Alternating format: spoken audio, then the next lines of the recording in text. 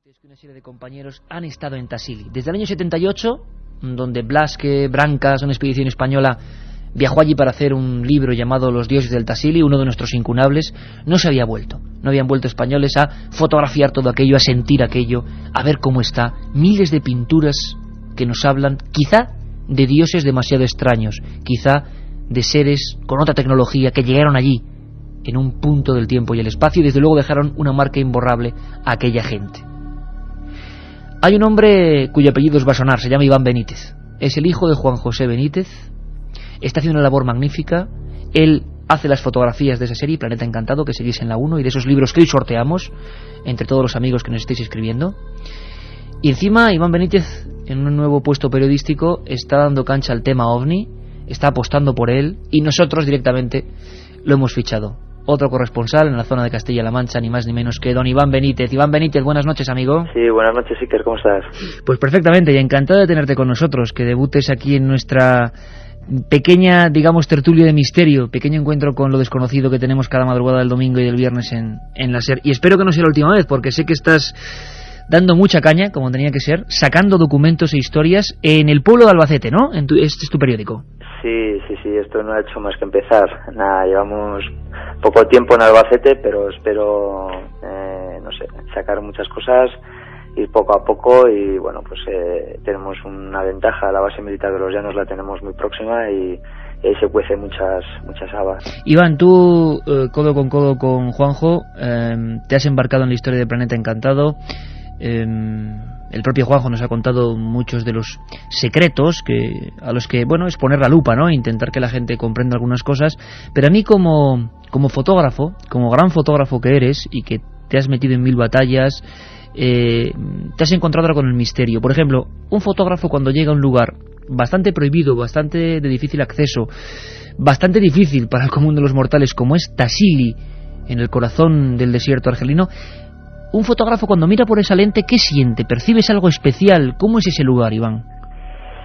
Yo, es un lugar tengo un gran recuerdo del Tassili, ¿no? Hasta tal punto de que voy a intentar volver 100 veces más, si vivo. Es un lugar misterioso, hay mucha energía. Es el museo más antiguo de pinturas en la humanidad, ¿no? Es una meseta cuarteada de básicamente 800 kilómetros por 50 de ancho, en el que, bueno, pues tienes más de 50.000 pinturas rupestres, ¿no? Y en ese contexto, pues tienes que tener mucha paciencia, porque las pinturas te emborrachan y al final tienes que hay muchos detalles pero llegar hasta Llanet es muy fácil. Tú llegas a Argel desde Madrid, 1 hora de vuelo, y luego hay vuelos a la semana Argel-Llanet, y luego, bueno, pues allí te ponen los medios necesarios para poder entrar allá. Lo único que necesitas es paciencia, que te guste el desierto es extremo, es duro, pero bueno, es muy accesible, ¿no? Nosotros coincidimos allí en la meseta, mi padre y yo pudimos subir 2 veces, en un intervalo de menos de 6 meses, y bueno, pues allí nos hemos encontrado personas mayores, es decir, la voluntad al final de cada uno es la que decide. Desde luego. Iván, cuando uno se encuentra con figuras míticas que muchos hemos visto en libros, en fotografías, en láminas, y que nos hemos quedado muy impresionados, ¿qué siente? Por ejemplo, ¿qué sientes cuando tú pones tus cámaras delante ni más ni menos que de esa pintura que Henry Lott, el descubridor, llamó el gran dios marciano? Pues por desgracia el gran dios marciano se encuentra en muy mal estado, ¿no? Entonces, muy mal estado. Allí han hecho auténticas barbaridades, no solamente Henry Lott, sino también expediciones que han llegado posteriormente de distintas organizaciones. ¿Para qué? Vamos a concretar cuáles, ¿no? Y bueno, han hecho pruebas allí con las pinturas, con productos químicos, y bueno, las han deteriorado, las han dejado muy mal. En cualquier caso, hay pinturas rupestres como el gran dios marciano, parecidas, pues se me ocurre ahora el dios con orantes, que bueno, pues que es impresionante. Te encuentras auténticas pinturas con botas, con cinturones, sobrevolando escenas de caza. Es decir, y claro, esas pinturas tienen más de 9.000 años incluso, ¿no? Entonces, ¿qué ha ocurrido allí? Es lo que te lo planteas. Todo lo que yo he aprendido desde pequeño es cierto, es decir, habría que volver a contar la historia o qué está sucediendo, ¿no? Es impresionante.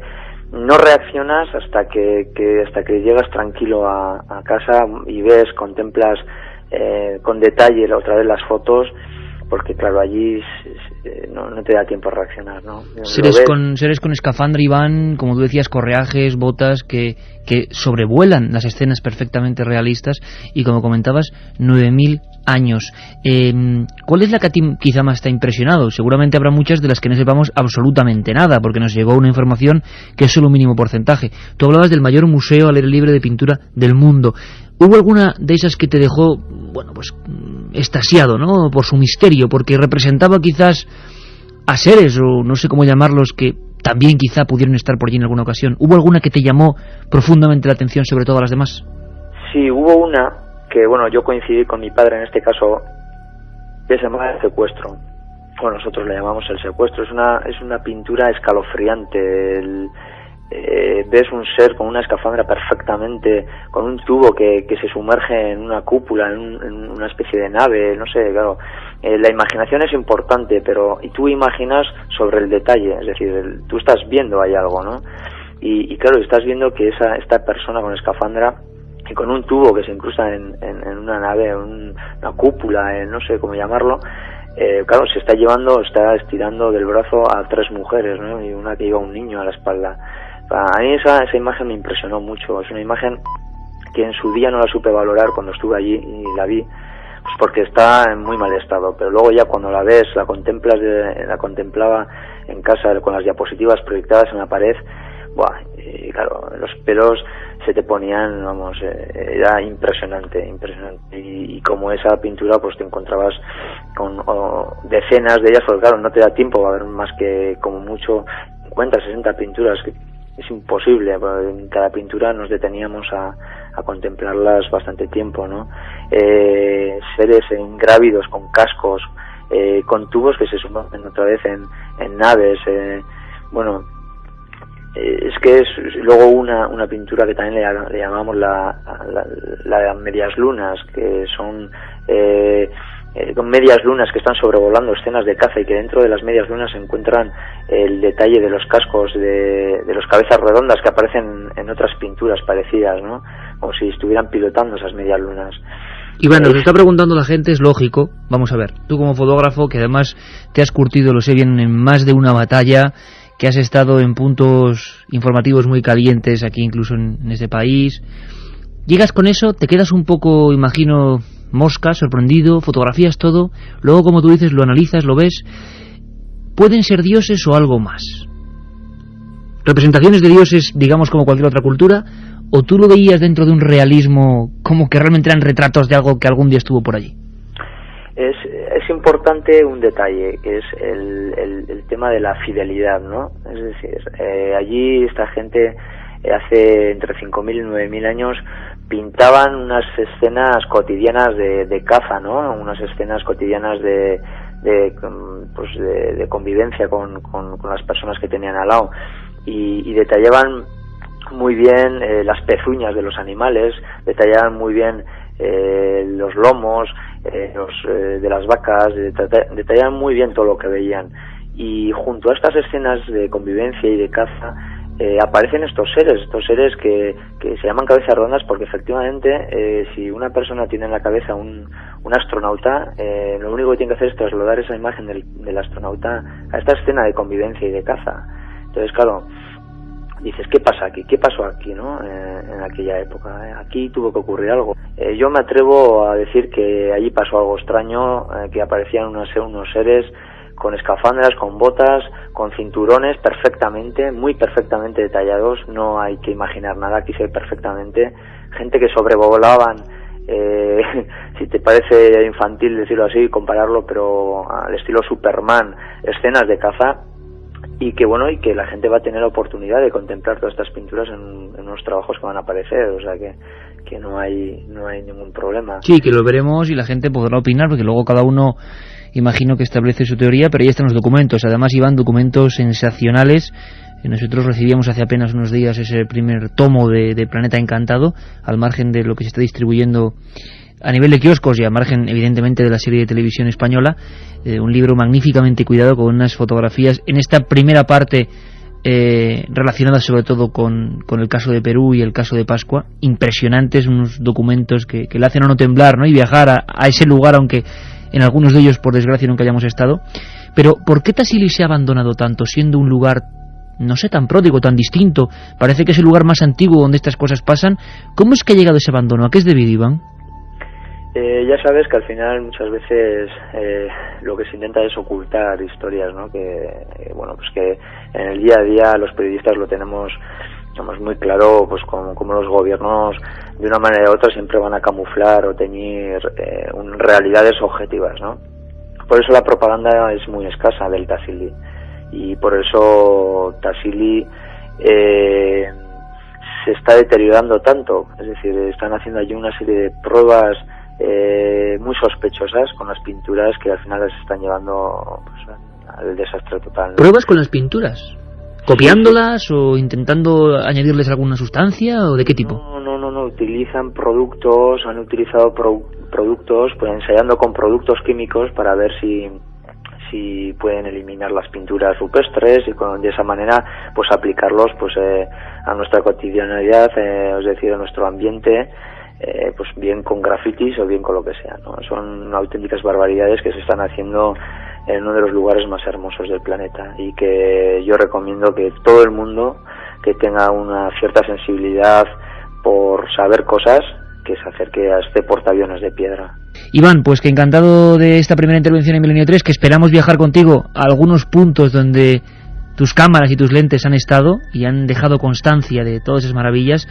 Y sobre todo, compañero, que te deseamos muchísima suerte en esa andadura en el pueblo de Albacete.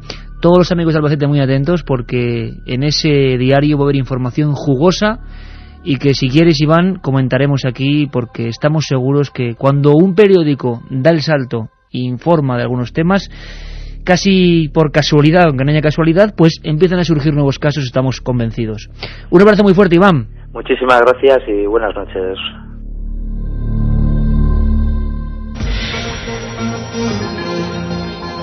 La otra realidad.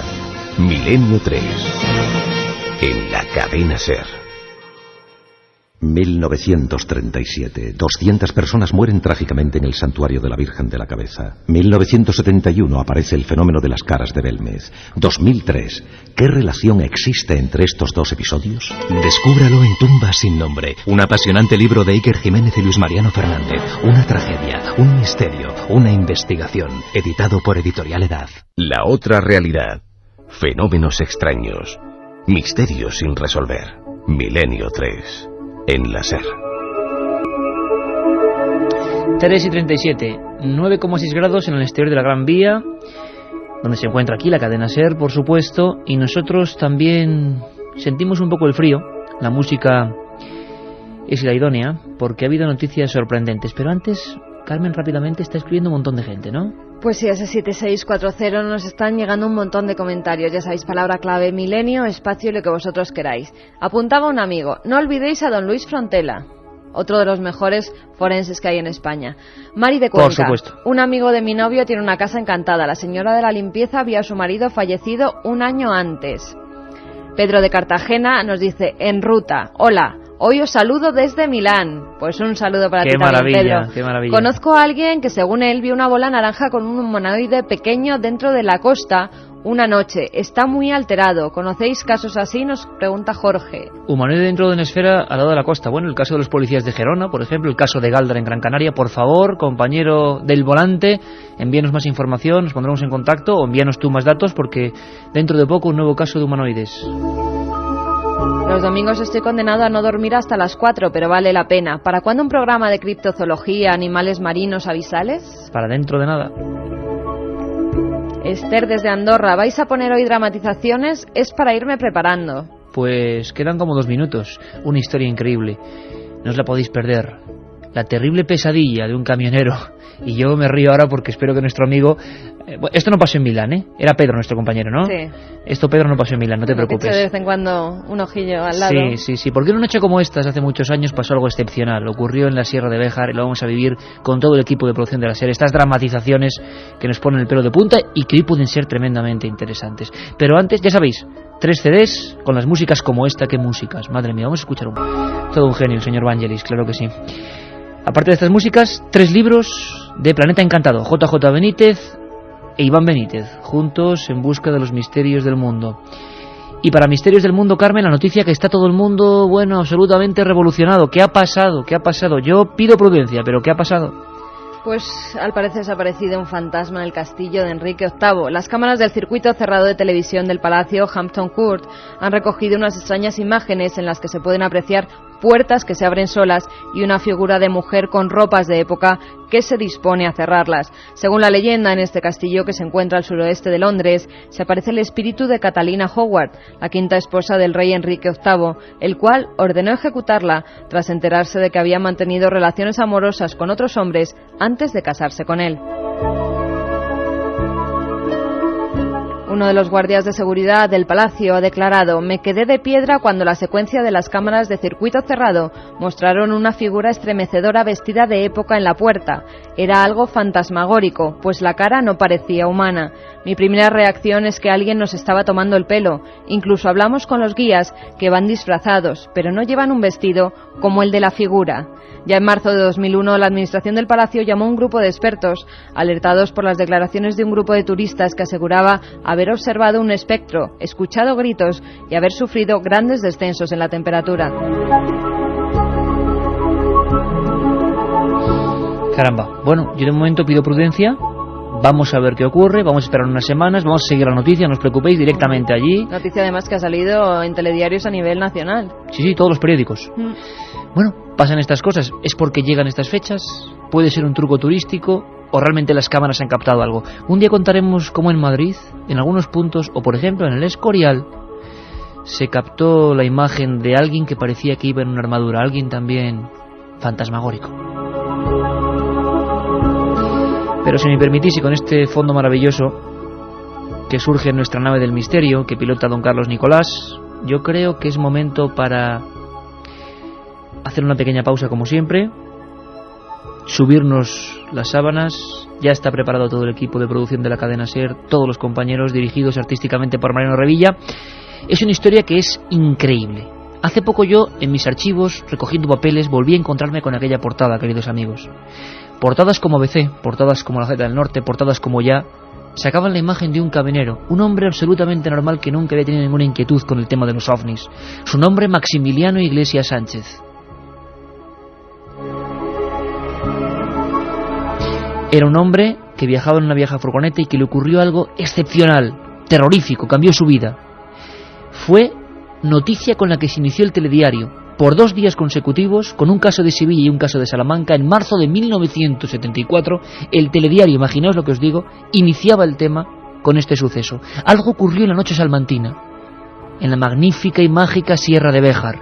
Alguien se encontró con unos extraños seres, alguien pasó la peor noche de sus vidas, y el equipo de la SER, con Primitivo Rojas, con Paco Barrero, con Rosa María Belda, todos han recreado esta historia, con todos los detalles, para vivirla. Estamos haciendo teatro en el aire. Queremos que viváis los casos desde dentro. ¿Estáis preparados? Noche de miedo en la Sierra de Béjar, marzo de 1974.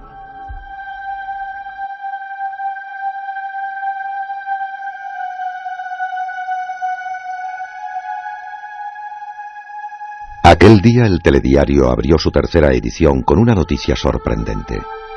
Un viajante de comercio de Sevilla había sido perseguido por un misterioso artefacto. 2 destacamentos militares de la base de Morón de la Frontera se han desplazado hasta la carretera de Castillo de las Guardas para analizar las huellas calcinadas por el objeto volante no identificado. En la zona todo es confusión y temor. En el único bar de Lagunilla, un pequeño pueblo de la provincia de Salamanca, se había formado un considerable revuelo. Yo os digo que ayer se vieron 2 luces como esas cerca del Paso de los Lobos. Las vi con mis propios ojos. Yo te creo. Mi difunto padre vio uno de esos cerca de Béjar, en pleno día. Si hasta Atanasio, el médico, debió encontrarse con un demonio de esos hace un par de semanas. Está claro, patrona, pero ¿de dónde vendrán? ¿Qué querrán de nosotros?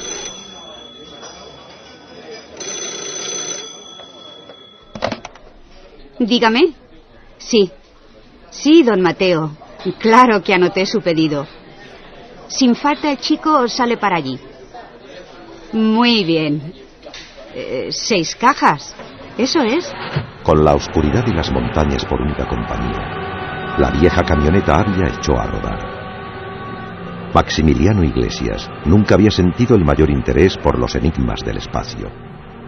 Bastante tenía con su dura vida de transportista. Sin embargo, algo le inquietaba.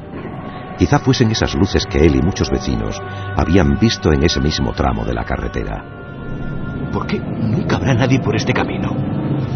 ¡Qué frío! A ver si la radio me acompaña.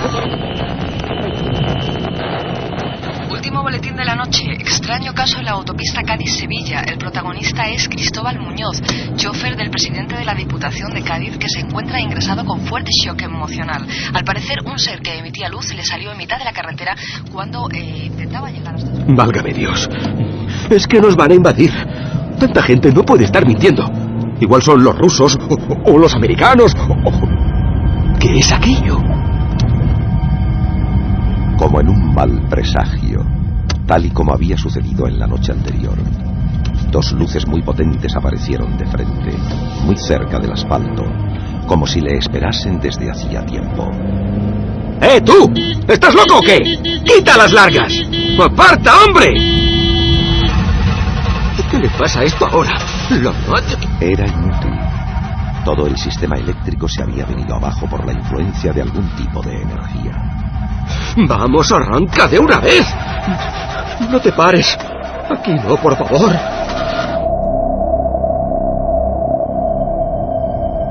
La soledad era absoluta. A un lado los barrancos y precipicios, y al otro, esperando al final del camino, aquellos objetos posados en mitad de la carretera. De pronto, todo su brillo se apagó como tragado por la noche, y algo comenzó a moverse. ¡Santo cielo! ¿Quiénes sois? ¿Quiénes sois? No obtuvo respuesta, pero eran 3. 3 hombres muy altos. Demasiado para tratarse de seres humanos. Se habían girado al percibir la presencia de la camioneta, y uno de ellos le estaba señalando y había comenzado a subir la cuesta. ¡Socorro! ¡Socorro, ayúdame! ¡Socorro, no hay alguien ahí! ¡Que alguien me ayude, por favor! ¡Por favor, que alguien me ayude! Corrió hasta que no le quedó aire en los pulmones. Cuando miraba atrás, veía cada vez más cerca la silueta de aquellos gigantes. Caminaban a grandes zancadas y al mismo tiempo unas voces desagradables y metálicas sonaban por toda la sierra. ¡Regresa! ¡Regresa! Sabiendo que no había escapatoria, decidió tirarse de cabeza en una zanja cubierta de lodo. Allí, asomando justo la cabeza para respirar, vio avanzar a uno de aquellos espectros que iba rastreando entre los matorrales, como buscando a su presa. Entonces comprobó cómo iban enfundados en un traje de una sola pieza, del que solo asomaba un rostro blanco y enrojecido, con ojos tan inexpresivos que parecían los de un muerto. Somos nosotros, y será hora del regreso.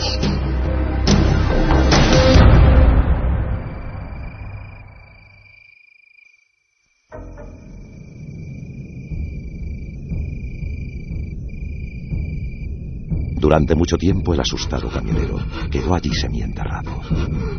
Sería ya más de la 1 de la madrugada cuando 2 fogonazos muy potentes surcaron el cielo como si fueran bengalas.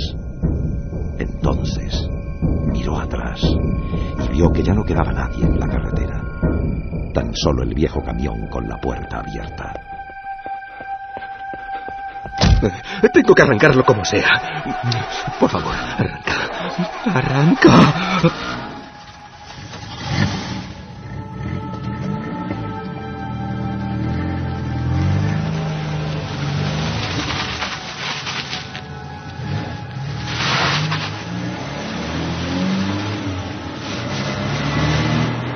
A la mañana siguiente, miembros de la Guardia Civil inspeccionaban la zona. 2 científicos excavaban y analizaban cada una de las piedras carbonizadas. En la cuneta había rascones muy profundos. ¿Y dice usted que aquí mismo estaban esos 3 individuos? Sí, comandante. Le doy mi palabra de honor. Justo aquí. Y les vi maniobrar con algo. Vamos a ver, el sargento Corvina, tome nota. 3 huellas transversales formando triángulo, probablemente realizadas con sierra metálica o similar, lateral de asfalto quemado a más de 1000 grados centígrados por fuente calórica desconocida, guijarros derretidos, flora y pequeña... Maxi fue interrogado durante horas. Su fotografía apareció en la portada de los periódicos de la región. Y luego, todos se olvidaron del caso. Todos menos él, que regresaba cada noche con el corazón en un puño, para mirar las marcas de otro mundo y hacerse 1000 preguntas que no tenían respuesta. ¿Qué querrían de mí? ¿Por qué me eligieron? Santo cielo. Como siempre decía Iker, muchísimas reacciones con las dramatizaciones. Al Mundo de Vitoria, antes de que empezara esta dramatización, nos decía: el domingo pasado pasé mucho miedo y desperté a todos mis vecinos con mis gritos. Pero seguir así, por favor, sois los mejores. Besos. Javier desde Almería: ya empezamos. Voy a dar la ronda antes de empezar la dramatización. Bien, vale, valor.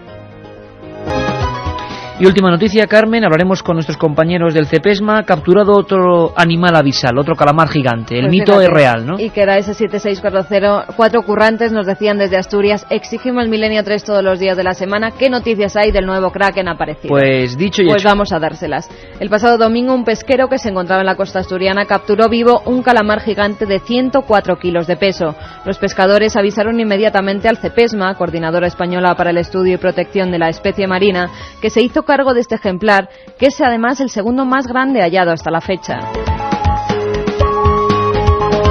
Tras ser examinado, los expertos aseguraron que se trataba de una hembra perteneciente a la especie Taningia danae, que suele ser 5 veces más grande que los machos de su especie. Estos animales, cuyo hábitat natural se encuentra entre 3.000 y 4.000 metros de profundidad, tienen 3 corazones, un cerebro muy desarrollado y una visión 100 veces más potente que la del ser humano. Realmente impresionante, realmente curioso el asunto del calamar gigante, que siempre nos está esquivando, que nunca se deja filmar, que madre recuerda mía. Ese viaje, ¿verdad? Cuánto mareo. En busca del calamar gigante. Emitimos desde el barco buscando el calamar gigante. Cuánto mareo, madre mía, cuánto acabamos mareo. Dando con el micro de láser encima del calamar. Sí, este micro amarillo golpeó un kraken. Se puede decir que es el único micrófono que ha acabado golpeando un kraken, cosa que no está nada mal. Bueno, pues estamos ya en la recta final. Surge esta música que también sorteamos hoy entre esas llamadas, esa música increíble que se llama, siempre lo preguntáis, siempre lo digo, Millennium, no podía llamarse de otra forma. El señor, otro maestro, Hans Zimmer.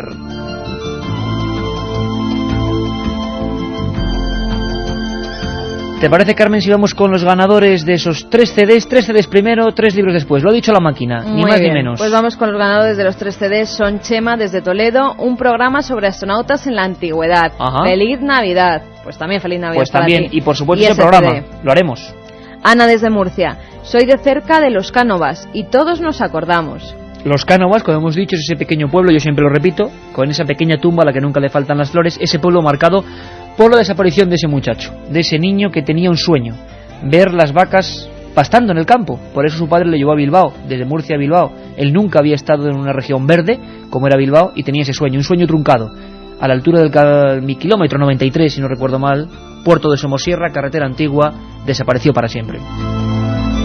Mateo desde Bilbao: un programa de templarios ya. Gracias por contarnos lo que nadie nos cuenta. Pues nos lo pedís mucho y os prometo, con los mejores especialistas y ojalá desde un lugar especial, templarios y sus misterios.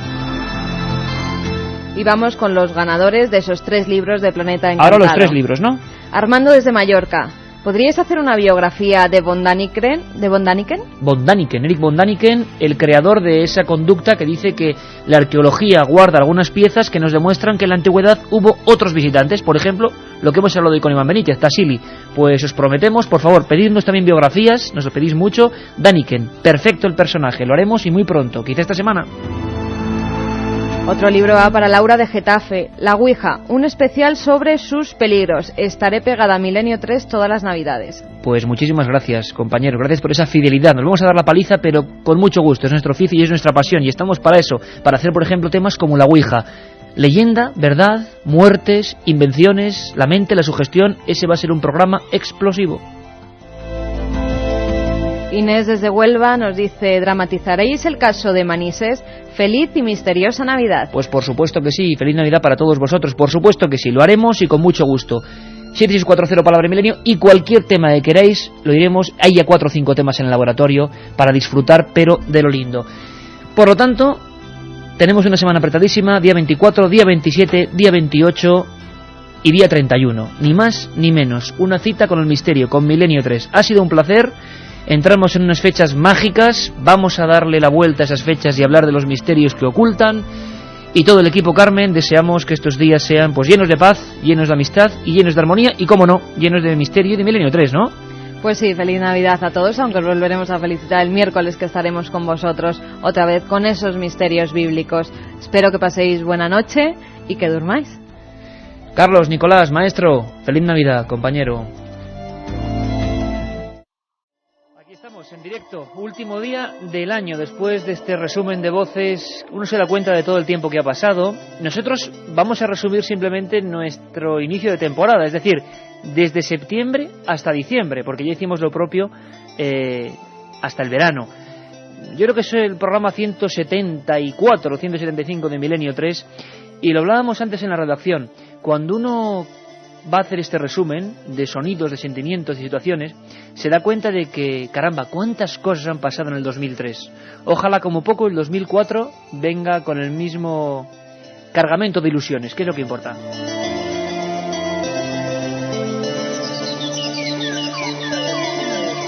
Aquí estamos todos, puntuales al pie del cañón, como hemos estado en todas estas fiestas. Katia Rocha, Carlos Barroso, Carmen Porter, buenas tardes. Hola Iker, muy buenas tardes. Aquí estamos con ese especial de Navidad, con el resumen del año. Y como no, como ha dicho Carlos, dando las gracias a todos esos oyentes que por los SMS, por los mails y por las cartas que nos mandan, pues notamos muy dentro su cariño.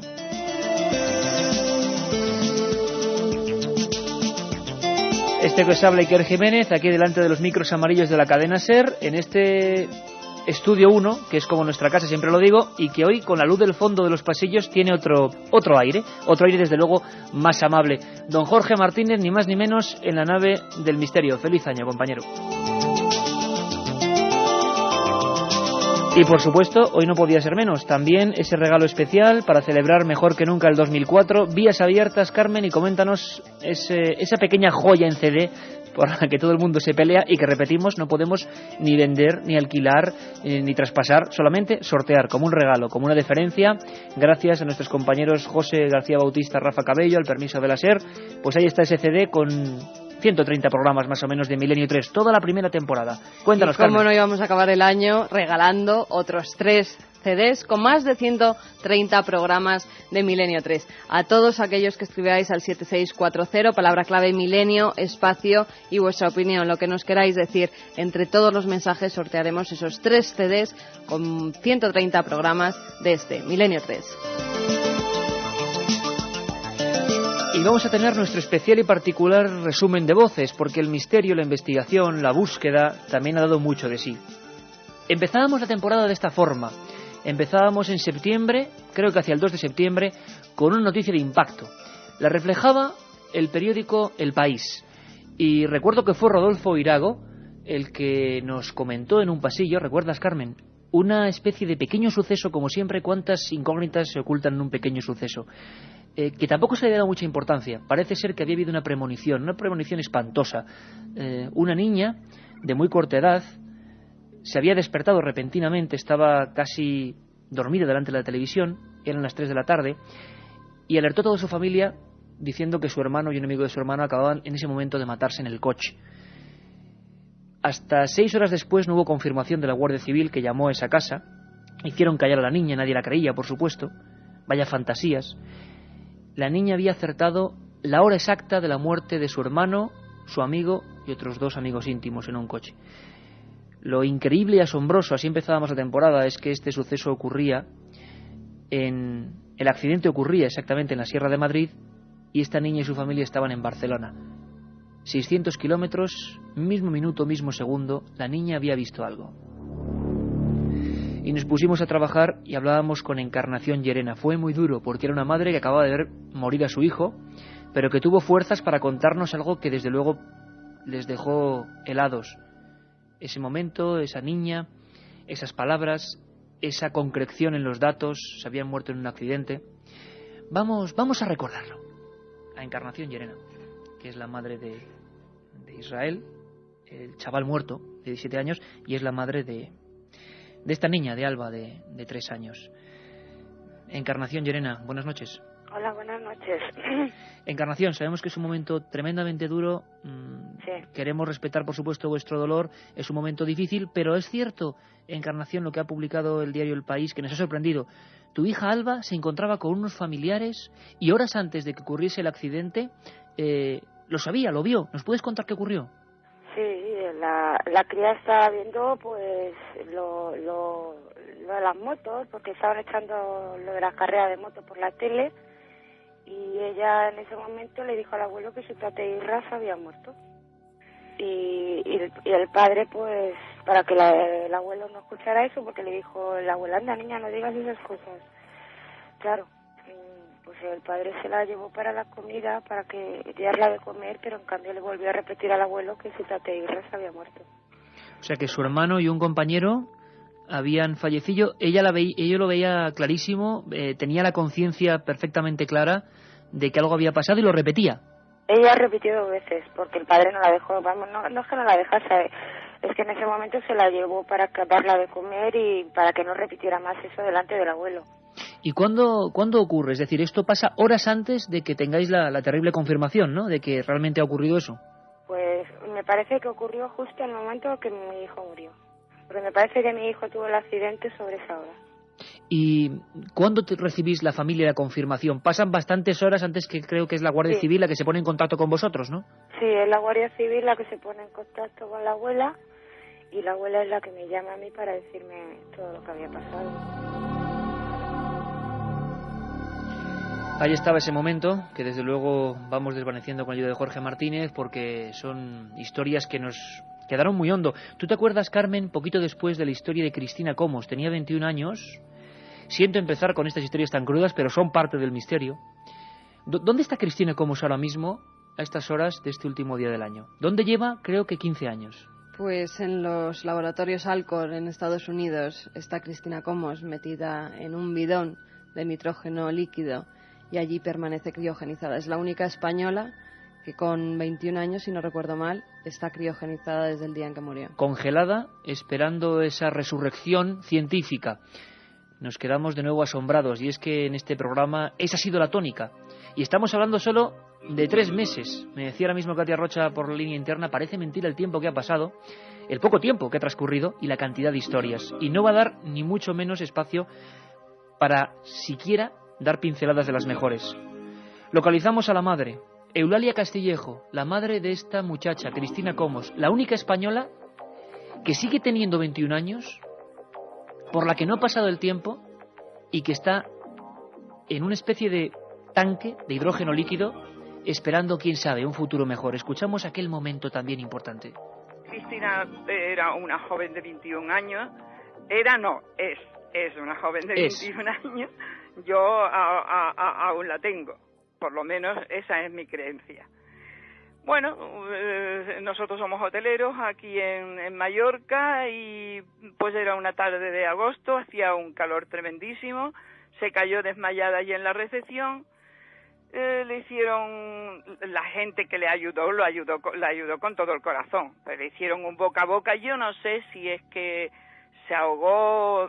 La verdad es que no supimos en realidad. Cuando nosotros fuimos nos llamaron enseguida, vengan, por Dios, que Cristina se ha caído desmayada y no respira.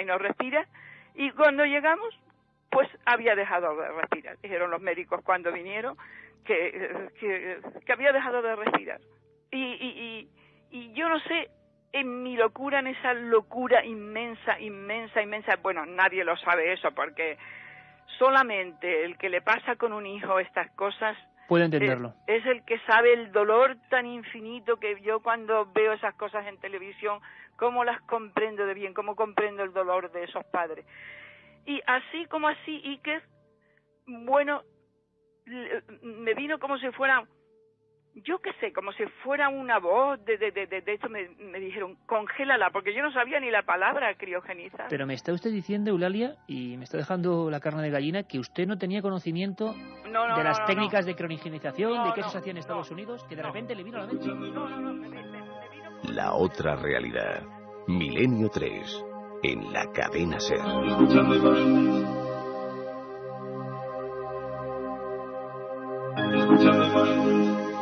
Pues no, Eulalia Castillejo tuvo una especie de intuición, de esas cosas que no se pueden medir en laboratorio, ¿verdad? Porque hay personas que piensan que todo lo que ocurre en la realidad se puede medir en un laboratorio, y yo creo que no. Que hay infinitas cosas que no caben en una probeta. Hay cosas demasiado grandes, como la intuición, como la corazonada, como los sentimientos. Y esos por lo menos se pueden transmitir, que es importante. Nos dejó helados, y no es un juego macabro ni una broma, la declaración de Eulalia Castillejo.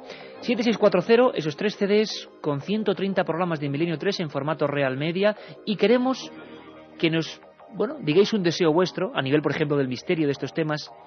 ¿Cuál es el asunto que queréis que tratemos a más no tardar en el 2004? ¿Qué ha sido lo mejor? Y sobre todo, que me interesa mucho, ¿qué ha sido lo peor, aparte de este que os habla, de este programa? ¿Qué ha sido lo peor? Queremos crítica. 7640. Y hubo momentos importantes, auténticos, momentos en los que, Carmen, los corresponsales estaban allí, ¿verdad? Estaban allí y lo estaban además pasando bastante mal. Es el caso de José Manuel García Bautista, nuestro corresponsal en Sevilla, que estaba en un restaurante, en el Viandas. Además, a través del SMS nos lo hacen saber, que ha habido gente que dice que lo mejor del año ha sido el restaurante Viandas, nos dice Juan Antonio de Sevilla. Y como pasaban tantas cosas y en directo, incluso los técnicos que estaban diciendo, están entrando sonidos muy extraños, pasa algo raro. Pues todo el equipo de Milenio 3 cogió las maletas y se fue hasta el restaurante Viandas en Sevilla para hacer el programa desde allí y ver qué pasaba. Ahora un pequeño bloque en el que vais a vivir lo que ha sido también otra de las caras de este programa. No hablamos de oídas, estábamos allí. Los corresponsales estaban allí, y esto es un pequeño homenaje también a toda esa gente. Estaban allí y en ocasiones muy puntuales incluso llegaron a poner el micrófono delante del mismísimo misterio.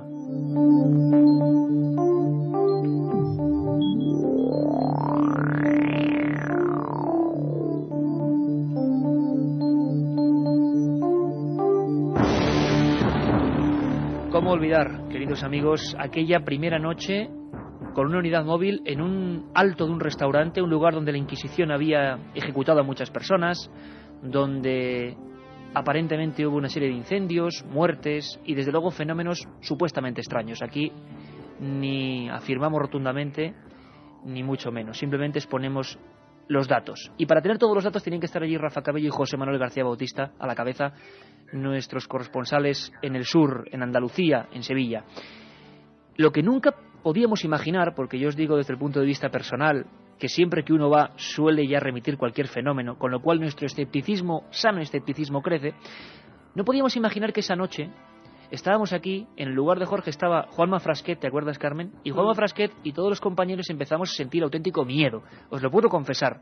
Empezaron a surgir sonidos, golpes, voces, y los compañeros de Radio Sevilla, los técnicos de Radio Sevilla, y José Manuel García Bautista y Rafa Cabello estaban aterrorizados. Hubo un momento que para mí es, si tuviera que elegir un sonido que definiese lo que es Milenio 3, quizá fuese este, aunque es muy breve, este momento. Yo le preguntaba a José Manuel dónde se encontraba en ese instante. Él estaba subiendo a oscuras las escaleras de ese lugar, donde una gente estaba pasando auténtico miedo psicológico. Toda la gente del restaurante, los trabajadores, empleados, la policía había acudido, estaban con franco terror ante lo que sucedía, no lo comprendían. José Manuel estaba aquí aquella noche del 15 de septiembre. Avanzaba poco a poco y ocurría en directo, creo que por vez primera, esto. Y bueno, y se ve como la esfera pasa a la vera de la cámara. En ese momento, tanto a Rafael Cabello como a mí se nos escucha... ¿Eso qué ha sido, José Manuel? Pues eso ha sido un ruido que no sé ahora mismo de dónde viene. Ha sido un ruido. La verdad es que Iker está haciendo una noche bastante... Eso ha sido una especie como de cerrojazo, de portazo ahora mismo. Es que los cerrojos se están abriendo, se están cerrando. Los cerrojos se están abriendo y se están cerrando delante de ellos. Una frase que creo que ya es mítica. Además, para la historia de este programa. En su voz, ¿verdad? Totalmente de acuerdo.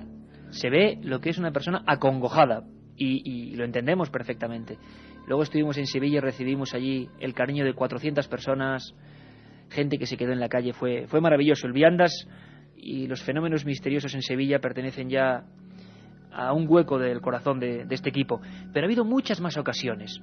Una hace bien poco, hace escasos días. El lugar Málaga, un cortijo en mitad de la nada. Habían ocurrido fenómenos extraños. De nuevo, parece que es algo indivisible del misterio, crímenes, hechos luctuosos. Una cortijada en pleno invierno a las 4 de la mañana. Allí, por supuesto, también estaba uno de nuestros corresponsales, dispuesto a entrevistar a cualquier enigma que le saliese por delante, que se cruzase en el camino. Francisco, compañero, buenas madrugadas. Buenas noches, Iker, buenas noches, Carmen, y buenas noches a todos los oyentes de Milenio 3. En un altozano, a casi alrededor de 10 kilómetros de Málaga capital, muy cerquita de Campanillas, con unos 2-3 grados de temperatura, y delante de un edificio, eso sí, lóbrego, lento y oscuro, que nos está haciendo estremecer tanto a Francisco Vázquez como a mí, no solamente el frío, sino quizás la sensación en ambiente de enigmático, insólito que alberga entre sus muros. Yo te haría una fotografía de este cortijo de mediados del siglo XIX, que como bien decía Carmen, construyó la familia Heredia, por lo menos así ha quedado constatado en los archivos y en las hemerotecas.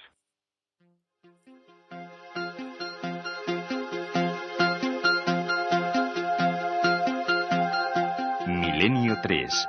Periodismo de lo desconocido. En la SER. Allí estaba Francisco Contreras, otro de nuestros más activos compañeros. Lo más increíble, Carmen, es que a las 4 de la madrugada, en pleno diciembre, con 2 grados, una hilera de coches en peregrinación salían de Málaga y otros puntos para ver a nuestro corresponsal.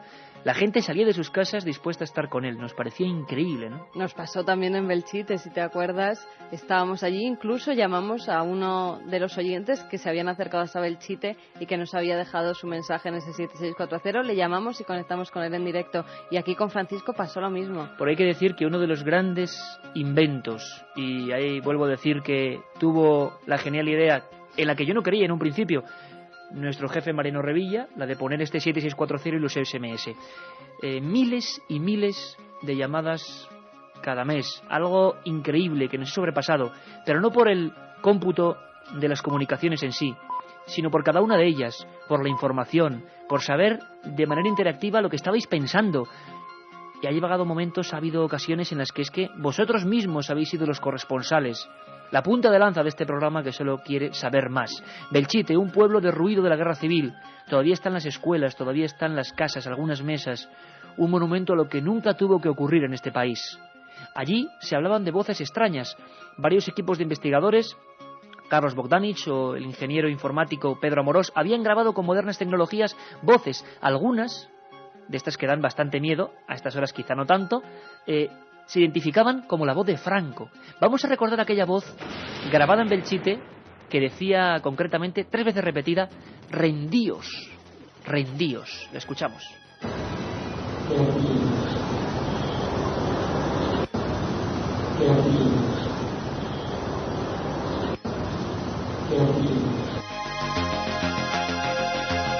Las voces aparentemente o supuestamente paranormales, que no lo sabemos, fueron también importantes en este programa. Pero tanto más que ellas fue la ilusión de la gente. Belchite, a varios grados bajo cero, en una especie de pueblo alejado de todo y de todos. Allí también había gente de Milenio 3, pero no eran corresponsales. eran vecinos, eran oyentes, eran gente que quería informarnos desde dentro. Recordamos la historia maravillosa con uno de tantos miles de oyentes que llevan en sí ese reportero que todos queremos, Fernando Toa. Viviendo el misterio intensamente, tan intensamente como para que tengamos a un oyente, a un amigo, delante de esa iglesia.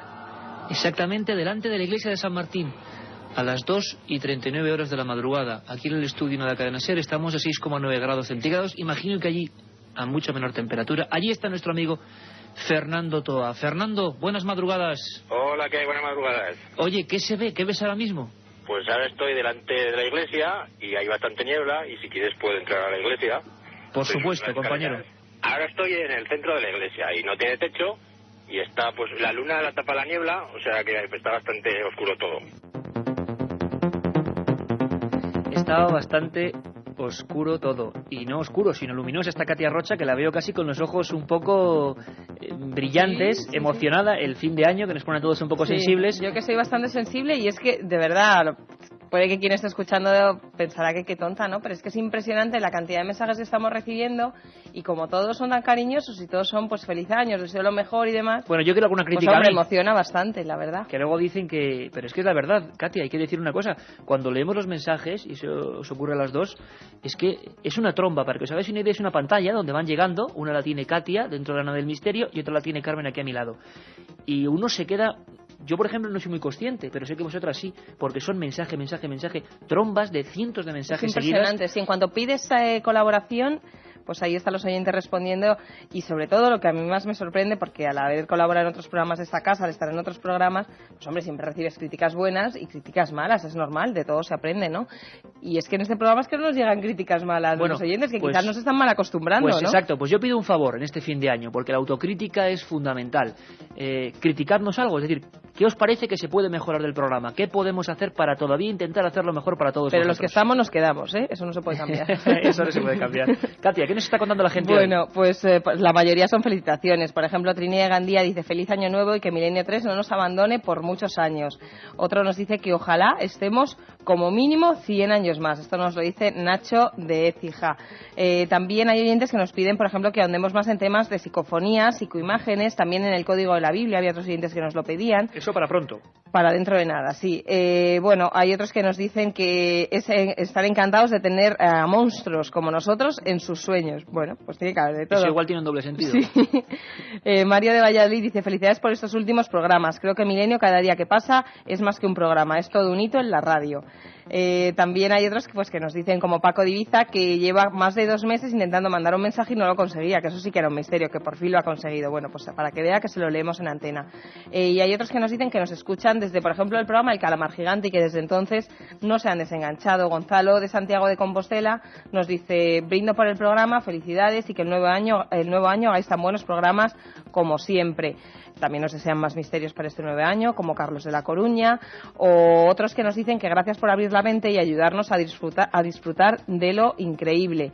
Hay otros que incluso dicen, Iker, me fascina tu voz. Y Carmen también tiene muchos fans. Tengo que decir, para ser crítico, que también les fascinó mi inglés, mi dominio del inglés, cuando ha sido una cosa que desgraciadamente no. Cuando hicimos el programa hace poco de los Beatles, poniendo música al revés, claro, yo empecé a decir los títulos de las canciones y fue realmente era paranormal. Mucho mejor que el de Manuel Delgado. Miguel de Cádiz dice, soy anillador de aves y desde que os escucho por las madrugadas no me atrevo a poner las redes. Antes nunca me pasaba. Anillador de aves, qué bonito. Sí, qué bonita profesión. Y para terminar esa tanda de mensajes, pues voy a leer uno, que me vas a regañar, pero bueno, como en el 2004 hay que pedir deseos. Dice, me llamo Miguel, sois de lo mejor de la radio, vuestro programa se merece un premio Ondas.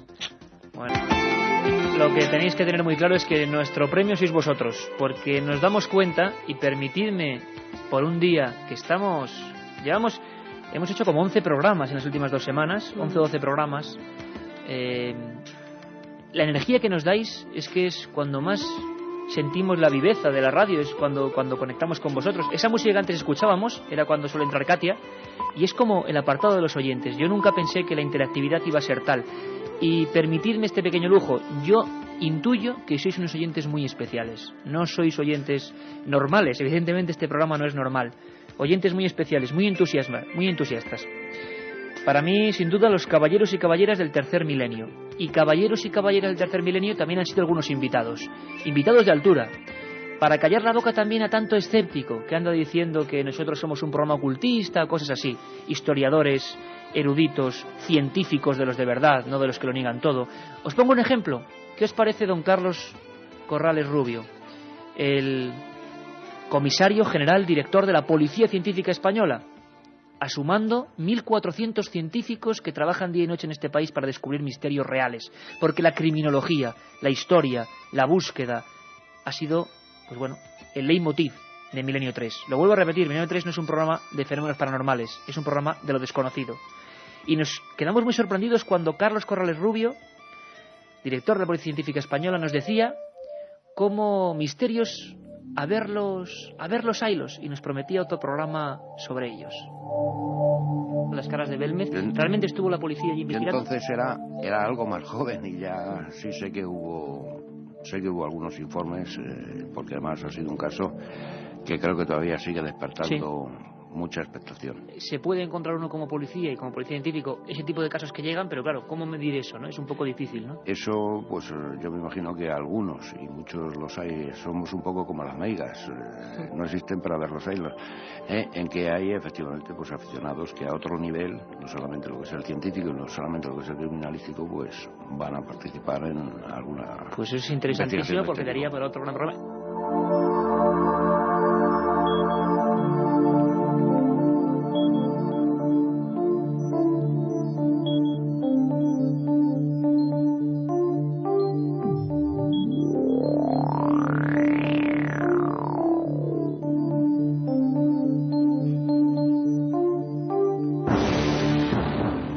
Vaya que si daba para otro programa. Carlos Corrales Rubio, lleno de carpetas, lleno de papeles, junto con Carlos Verbel, que nos trajeron aquí lo que es el mundo de los CSI españoles, cómo disfrutamos, y después de los micros, qué cantidad de cosas nos contó. Os prometo que vamos a saber muchos casos, muchos expedientes, muchas historias.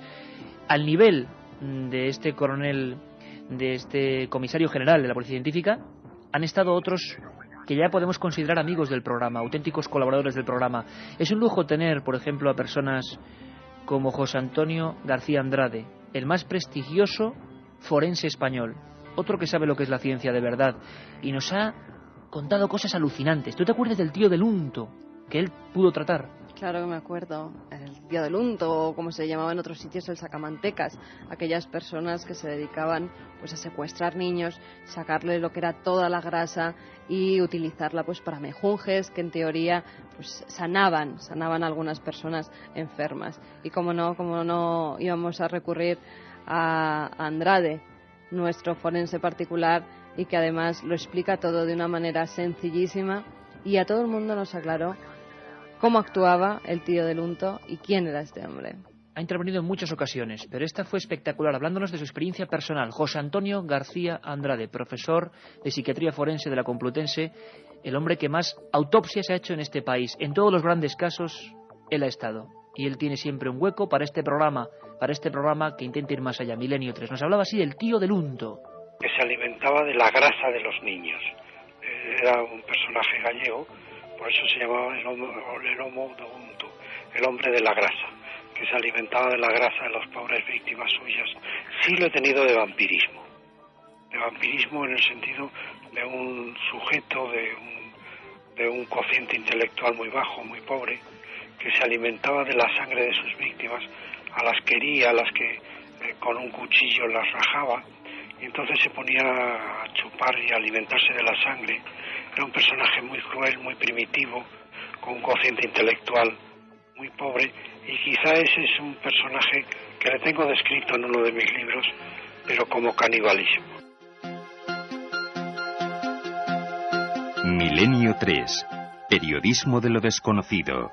En la SER. Y quisimos ahondar más, por supuesto, en el misterio del canibalismo. Hablamos de exploradores desaparecidos y hablamos muchas veces con otros de esos amigos que han ido incrementando la familia de Milenio 3. Amigos como José Manuel Novoa o Fernando González Siches. Amigos que se juegan la vida para traernos documentales asombrosos, y con ellos vivimos lo que es el canibalismo hoy y los ritos mágicos. Incluso a veces conectamos con ellos con el sonido de los ritos mágicos de fondo, ritos de vudú, ritos de umbanda, ritos donde se bebía sangre humana. Ellos estaban ahí simplemente por la sagrada misión de contarlo, y nos lo transmitían a Milenio 3 de esta forma. Y efectivamente entran en estados alterados de conciencia y, según ellos, son poseídos por los espíritus que invocan. Yo particularmente no creo del todo en el espiritismo, pero sí creo en los efectos que producen estas fuerzas o estos estados alterados de conciencia.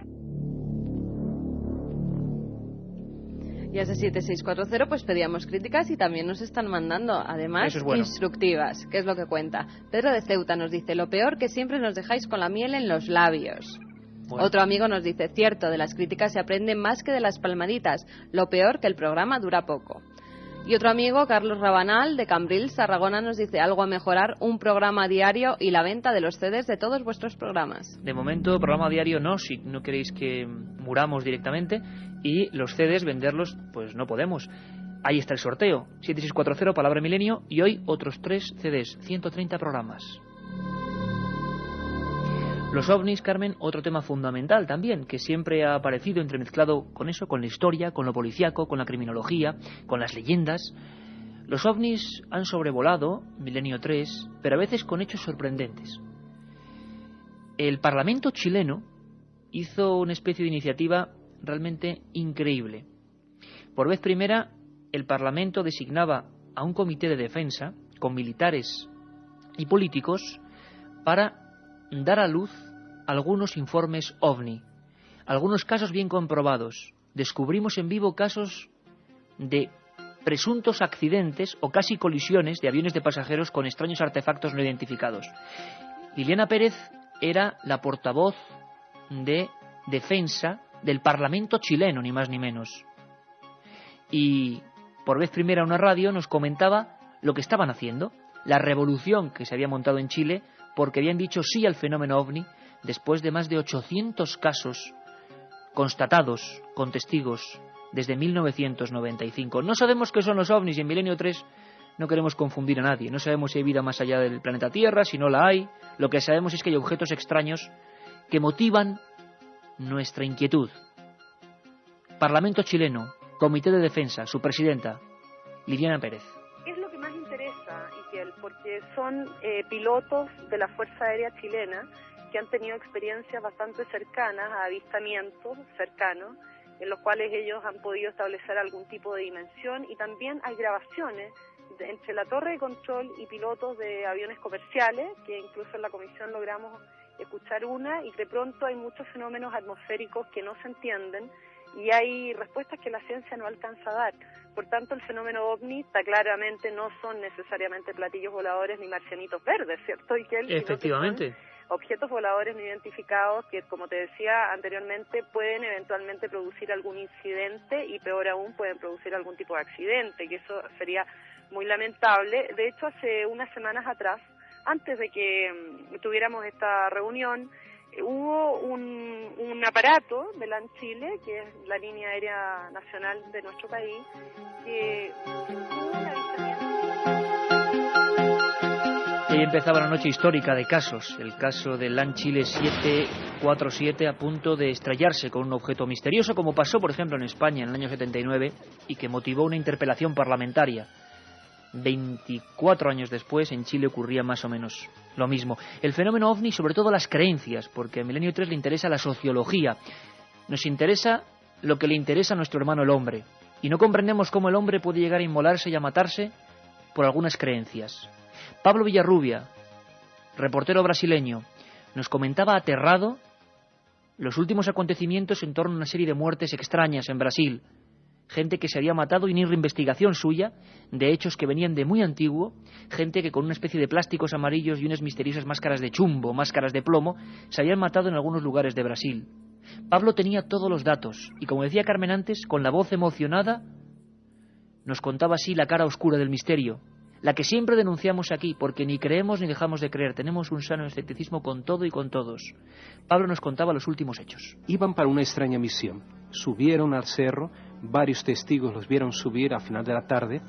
Debieron tardar más de 2 horas para alcanzar la cumbre de esta montaña tupida de vegetación tropical. Y allí se posicionaron, se tumbaron, se quedaron de espaldas, se pusieron unas extrañas mascarillas, ¿no?, de plomo, muy toscas, como has dicho, y esperaron algo, un contacto.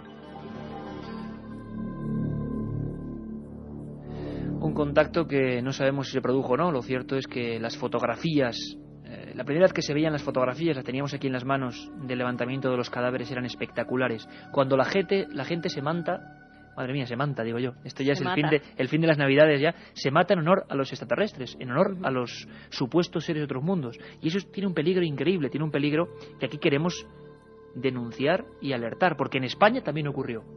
Hablábamos de casos en Tarrasa, en las cercanías de la vía férrea de Sabadell, en Lérida, españoles, gente completamente normal que en los años 70 decidió poner la cabeza en las vías del tren y esperar ese convoy que les llevaría a otro mundo.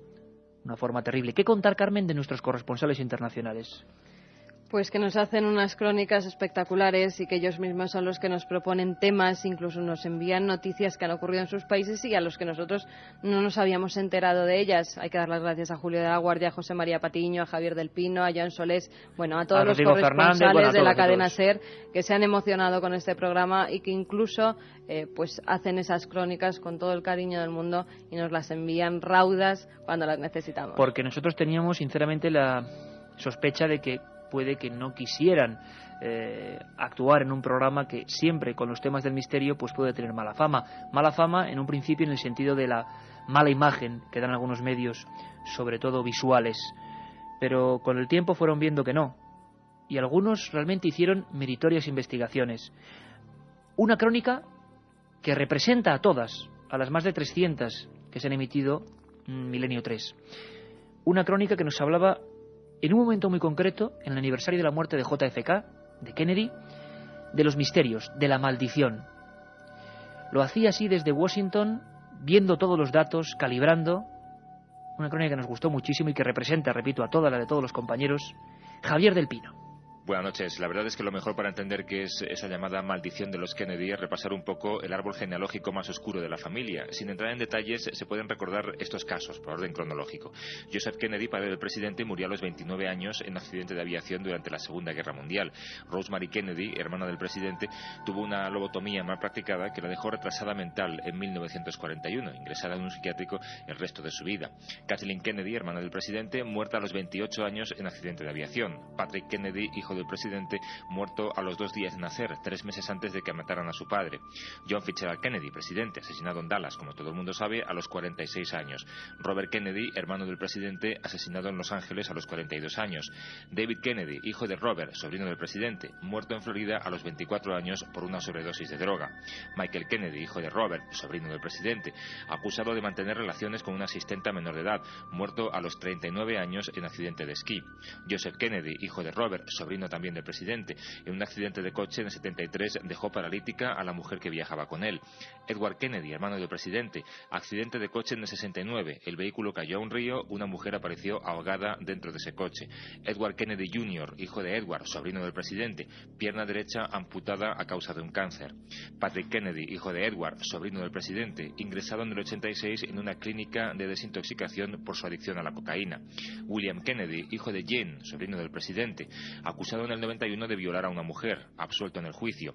John Fitzgerald Kennedy Jr., hijo del presidente, muerto a los 38 años en accidente de aviación junto con su mujer y su cuñada cuando iba camino de la boda de una de sus primas. Yo creo que con todo esto la palabra maldición está más que justificada.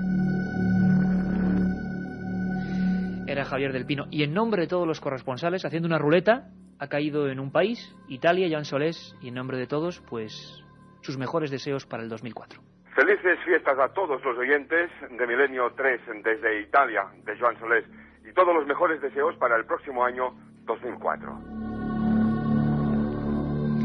Pues a él y a Miguel Pedrero, José Lesta, Requejo, Juanjo Benítez, José Gregorio González, Chema Fon, Luis Mariano, Francisco Contreras, Gonzalo Pérez Sarroa, Andrés Herrera, José Manuel García Bautista, Rafa Cabello, Enrique Chazarra, Mariano Fernández Urresti, Ángel Briongos. Bueno, la lista sería interminable. Todos ellos, con el vínculo fortísimo de la amistad, pues han intentado informar lo mejor que han podido, y nos encontramos en este momento para decirles que mil gracias.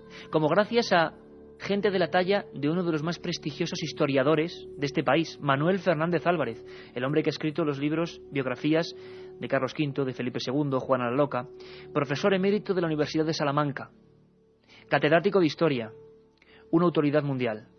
Hablábamos de uno de los programas que a mí más me ha tocado. Realmente me sedujo la historia del otro Colón, los enigmas de Colón, los enigmas del prenauta, del supuesto náufrago que años antes legó a Colón una serie de secretos, de mapas. ¿Cómo disfrutamos con aquel programa? ¿Cómo disfrutamos cuando Manuel Fernández Álvarez, auténtico científico de la historia, nos confesaba que había datos para pensar en ese misterio auténtico, que hubo un Colón anterior? ¿Qué de cosas aprendemos? Lo recordamos. Que Colón está tan seguro de todo ello porque ya, posiblemente, ya había hecho aquel viaje, o bien había había hablado con alguien que lo había, el marino desconocido, pero el marino que él encuentra pues agonizando, y que le descubre su secreto de que yendo hacia Occidente se había encontrado con nuevas tierras. Que entonces, como dice, en ese caso hay un testigo de la época, que es la gran figura del padre de las Casas, que dice que es que él parecía que aquel secreto lo tenía tan como si lo tuviera guardado, todo aquella aventura, como si lo tuviera como un secreto guardado en un arca, y que del cual ya él tuviera la llave, ¿no? La llave del misterio, nunca mejor dicho. ¿Te acuerdas del programa de Enterrados Vivos? Claro que me acuerdo perfectamente, porque además fue un tema en el que nos metimos también a fondo, rescatamos todo tipo de historias de enterrados vivos, incluso Katia, en este caso, dio con una tienda muy particular. ¿Tienda del espía? Además, efectivamente, la tienda del espía, donde además pues había un aparato que se metía en los ataúdes por si te enterraban vivo, aún hoy en día. Hoy en día, 2003, Chivatrón se llama, y lo habían vendido. En el 2003 seguía muy vivo el miedo a la muerte, a ser enterrado vivo. Nos lo contaba el director de las tiendas del espía, lo recordamos. El equipo Resurrección es un sistema de comunicación, utiliza tecnología GSM. Entonces surgió viendo reportajes de que la gente, hay bastante gente que han enterrado viva, entonces aprovechamos el equipo de Chivatron para esta aplicación. Pues esto es una cajita que es como un móvil, lleva una tarjeta GSM, lleva una batería, como los móviles, y lleva una programación. Y ahí estaba, el Chivatron, ni más ni menos. 2003 en España se habían vendido 10 o 12 unidades, increíble. Y también un placer, porque es un pequeño homenaje a todos vosotros y a todos los que han hecho posible este programa distinto. Pues yo lo llamo mi maestro y tengo que defenderlo siempre. Aunque muchas veces, también lo digo, no esté de acuerdo con sus teorías, pero periodísticamente y como persona no he encontrado otro igual. Uno de los lujos de las emisiones de 3 a 4 de los domingos, a la madrugada, de 3 a 4, ni más ni menos. Una de tantas intervenciones, una de tantas crónicas de su planeta encantado. Juanjo Benítez. Sí efectivamente, es una etnia que está en el centro prácticamente de África, muy primitiva.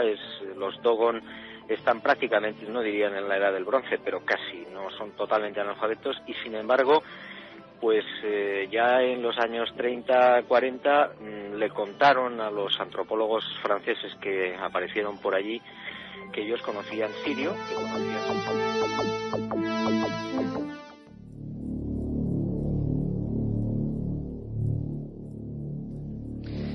Y por supuesto los misterios de la Iglesia estuvieron presentes en nuestro programa en Milenio 3 a lo largo de estos 3 meses intensos. Bueno, 3 meses, septiembre, octubre, noviembre y diciembre. 4 meses. Misterios de lo más diverso y que sobre todo se han ido acrecentando con la llegada de las Navidades. Hemos hecho un montón de especiales en torno a Jesús, a los documentos perdidos sobre la oscura vida que transcurre sobre todo desde la infancia, adolescencia, juventud de Jesús de Nazaret, y también, por qué no decirlo, fascinados con los secretos que se pueden encontrar en el Archivo Vaticano y que solo de vez en cuando suelen ser desempolvados.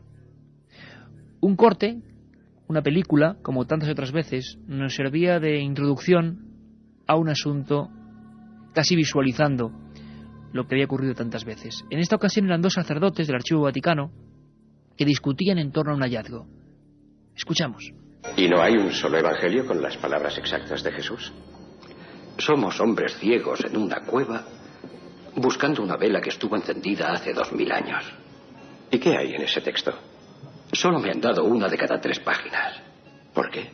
Siempre dividen los documentos que son confidenciales en 3 partes. 1/3 para los dominicos, 1/3 para los franciscanos y 1/3 para nosotros, los jesuitas. La verdad del documento solo es conocida por unos pocos poderosos.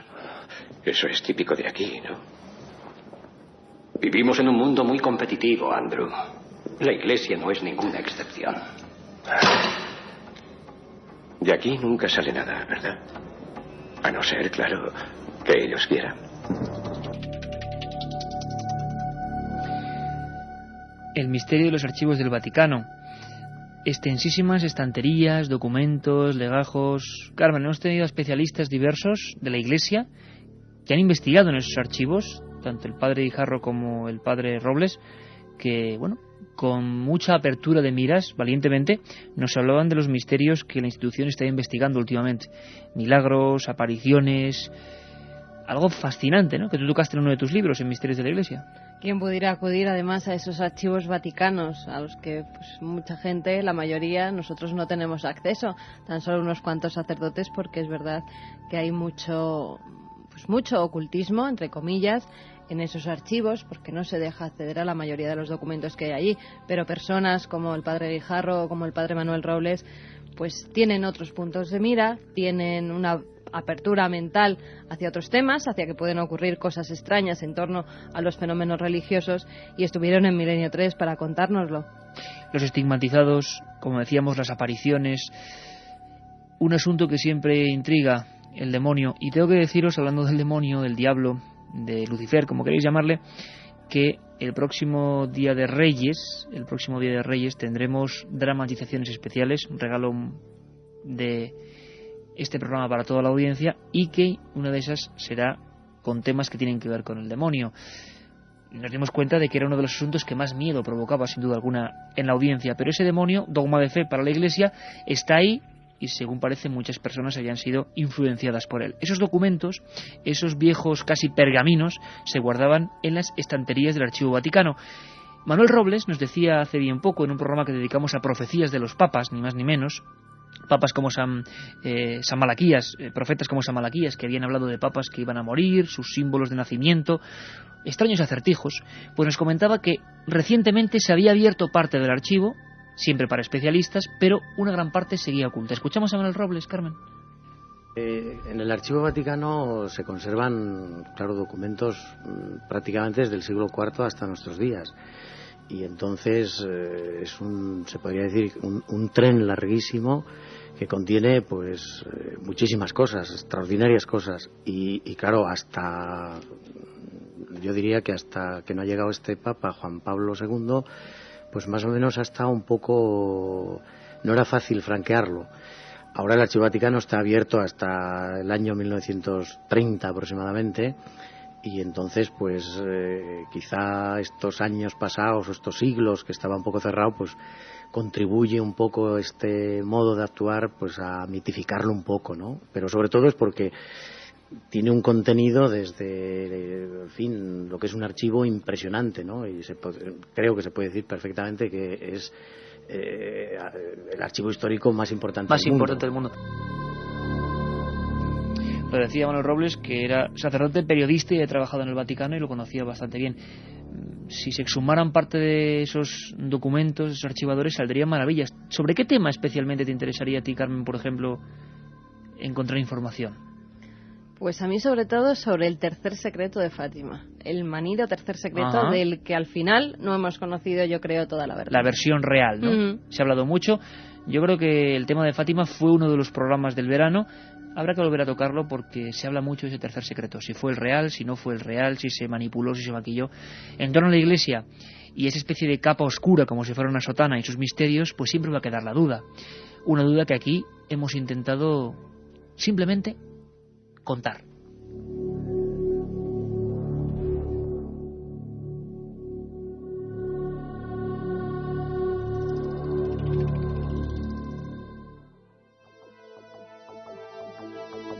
Ya está aquí Katia con los últimos mensajes, con los deseos sobre todo, de paz, de misterio, de búsqueda de ilusiones. Y os acordáis, ¿verdad, compañeras, que el programa número 1 estuvo Iñaki Gabilondo y tuvo una valentía que yo siempre le voy a agradecer, de contar un caso personal, tema OVNI, y cómo no, en la segunda temporada, en septiembre, también estuvo. Y dijo unas frases increíbles, las frases que podían ser de cabecera de este programa. La humildad frente al misterio, porque el misterio existe. Cuando pasa una cosa como esta, se produce un choque entre la racionalidad y la conciencia que tenemos de nuestros límites, ¿no? El primer instinto es, pues, la incredulidad. Pero hace mucho tiempo que las personas que hemos dedicado algún momento a pensar, sabemos que la razón es la clave de toda nuestra sociedad y de nuestra manera de entender la vida, pero que tiene que convivir con sus vecinos los misterios, de manera que yo no sé muy bien qué es lo que sabemos, no sé muy bien qué es lo que no sabemos, no sé muy bien qué es lo que terminaremos sabiendo algún día, no sé qué es lo que no terminaremos nunca por saber, y por lo tanto el primer instinto de incredulidad automáticamente luego yo lo tamizo con esta humildad ante lo misterioso, ante lo desconocido, que también la experiencia me ha enseñado a respetar. Mi reacción es la de la estupefacción, después de la incredulidad, concediéndole siempre un margen, como te digo, por humildad y por conciencia de que hay que convivir con los misterios, que seguramente acompañarán siempre al hombre. Diciendo que los misterios siempre acompañarán al hombre, al ser humano, y nosotros lo creemos. Katia Rocha, 7640, críticas para mí sobre todo, ¿no? Y para vosotros lo mejor del programa, por lo que veo. Jorge nos dice, por ejemplo, críticas, a veces sí que se repite mucho y otras hacen preámbulos muy largos. Cierto. Creo que es porque se emociona. Lo mejor, Cierto. Carmen y Katia. Toma ya, Muchas eso sí que gracias. sabe. Iba a decir cierto también. Oye, tenemos aquí una sidrita que vamos a abrir en vivo para todos los compañeros. Sidrita ligera y buena para el mejor deseo para el 2004. Yo me he ¿no? tomado los vasos ya, pero bueno. Ah, bueno, por eso es lo de los ojos.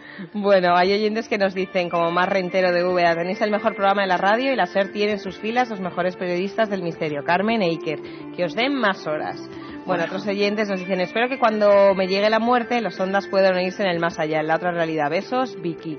Vosotros no os merecéis un onda, sino que os reciba el rey, Sergio Valladolid. Sí. Bueno, igual para que nos cuente algún misterio, porque por lo que yo sé, el rey y la reina estaban en aquel viaje con Iñaki Gabilondo. Sí, el van a famoso Japón, viaje del OVNI.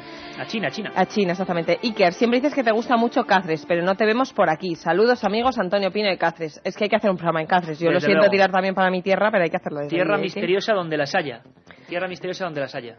Bueno, otro oyente nos dice, por ejemplo, la única crítica es que no dure más. Iker, te ha visto en tu página web. Eres muy guapo, Yolanda. Sí. Y también dicen lo contrario, que yo ya lo sé. Gustavo de Granada Hoy estoy dice... de autocrítica, o sea, mal inglés, me enrollo mucho y bueno, ¿qué le vamos a hacer? Quieren programas más largos y no tan cortos. Cuando estás arropado